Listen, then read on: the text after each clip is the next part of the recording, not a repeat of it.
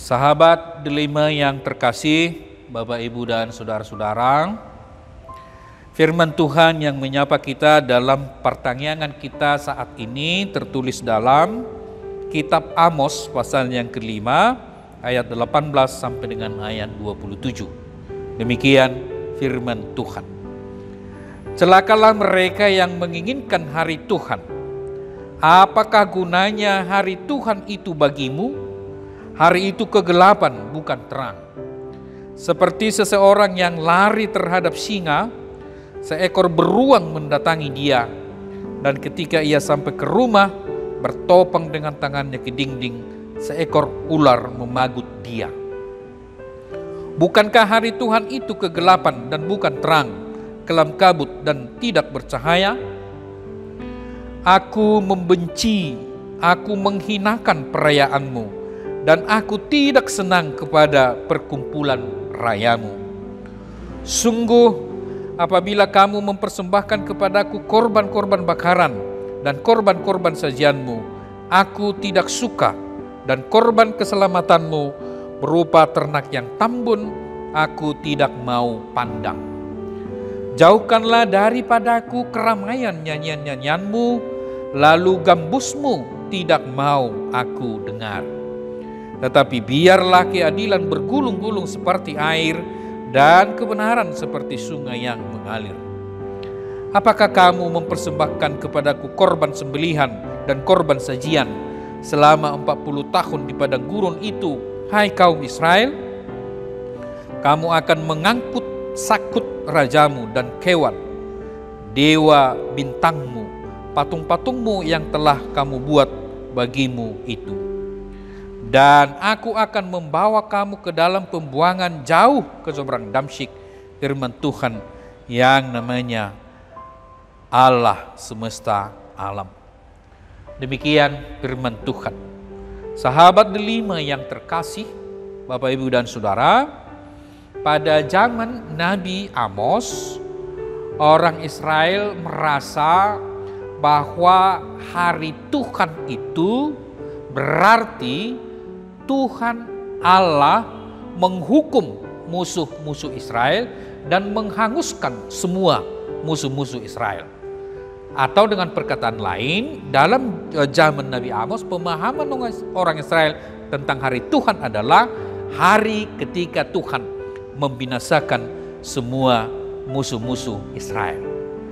Karena hari itu adalah Tuhan memusnahkan semua musuh Israel, maka Israel bergembira dan merasa happy dan merasa bersuka cita, sehingga mereka bisa bersenang-senang, menyanyi, merayakan hari itu dengan sangat penuh dengan kegembiraan.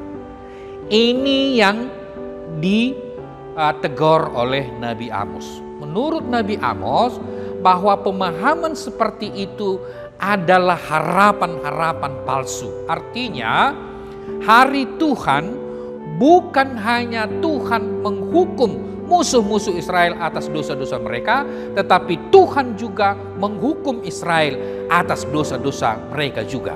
Artinya hari Tuhan adalah hari penghukuman, hari penghakiman Tuhan, menghakimi musuh Israel dan juga menghakimi Israel sendiri sebagai bangsa pilihan Tuhan karena mereka sudah sama-sama berdosa.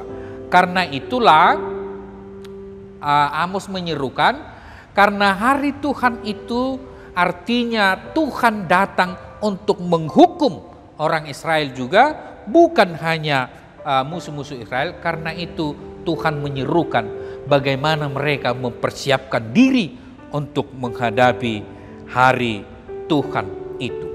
Ada dua hal yang mau dikatakan oleh Nabi Amos, bagaimana Israel mempersiapkan diri untuk menantikan hari Tuhan itu, karena Tuhan datang sebagai hakim yang akan menghakimi orang Israel menurut perbuatan mereka. Yang pertama sekali adalah mereka harus mencari Tuhan. Jadi cara mereka mempersiapkan diri untuk menantikan hari Tuhan adalah bagaimana mereka mencari Tuhan. Makanya dalam Amos 5 ayat 4 dikatakan carilah Tuhan.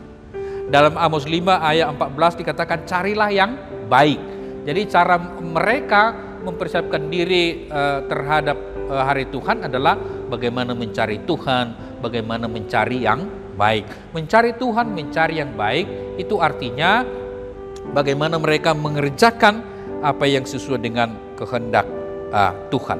Yang kedua adalah bagaimana cara orang Israel mempersiapkan diri menghadapi hari Tuhan adalah bertobat dan menanggalkan kesalehan yang penuh dengan kemunafikan.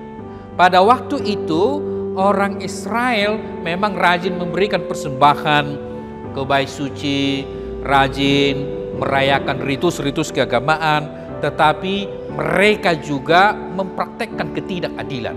Artinya mereka rajin memenuhi ritus-ritus keagamaan, tetapi mereka juga rajin berbuat kelaliman dan mempraktekkan ketidakadilan. Menurut Amos, dan memang demikianlah adanya, itu adalah kesalehan yang penuh dengan kepura-puraan.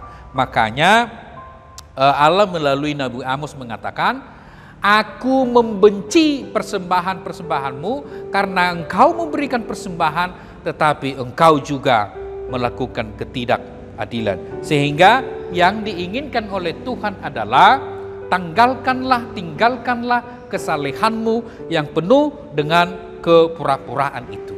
Bapak, Ibu, dan Saudara, sahabat Delima yang terkasih, inilah juga yang menjadi seruan sekaligus teguran Yesus untuk orang-orang Farisi dan ahli-ahli Taurat, sebagaimana kita bisa baca dalam Matius 15 ayat 8 itu. Jadi orang Farisi terkenal dengan kemunafikannya, sehingga Yesus menegur mereka.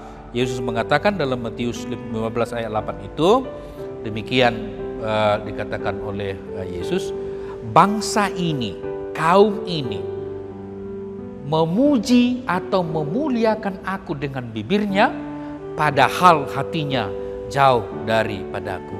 Disitulah kesalehan yang penuh dengan kepura-puraan bagi orang Farisi. Artinya bibir mereka memang memuji Tuhan, tetapi hati mereka tidak mengerjakan kehendak Tuhan. Sehingga dengan demikian Tuhan menginginkan dari orang yang percaya kepada Yesus Kristus, kita yang percaya kepada Yesus Kristus diinginkan oleh Tuhan, salah satu cara untuk mempersiapkan diri dengan kedatangan Tuhan adalah membuang kesalehan yang palsu. Tuhan memberkati kita. Amin.